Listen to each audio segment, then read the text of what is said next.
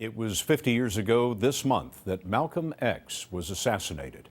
There is a story about the black activist that might have been lost to history were it not for a student who came upon it by accident. And tonight, he shares that story with Jim Axelrod. Ever since Malcolm X was killed, every detail of his life has been scoured.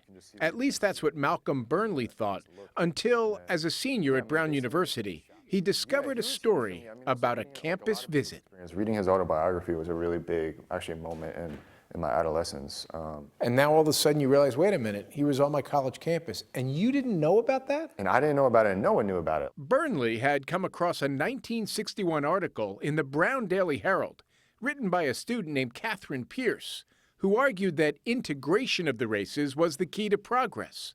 Malcolm X read the article and came to Brown to push back. My instinct was to find her phone number, hope that she was still alive, and really remember the entire story. Burnley, named in part for Malcolm X, tracked down Kitty Pierce.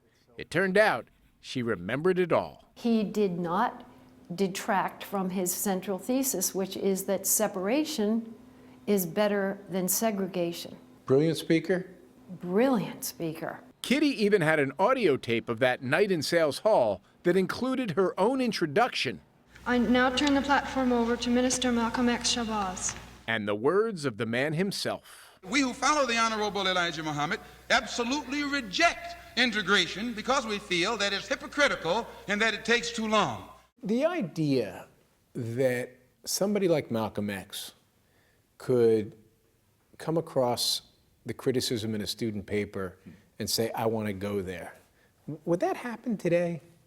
No, I mean, usually probably the battle would happen on Twitter or something, if anything. And Miss Pierce, and to the Brown Daily Herald. Did he change your mind? Oh, no. In fact, Malcolm X would change his, moving closer to Pierce's belief in integration before he died 4 years after he traveled to Brown. It was almost giddy being in the midst of something potentially interesting historically. Time has not eroded Malcolm X's place in history, nor in her story either.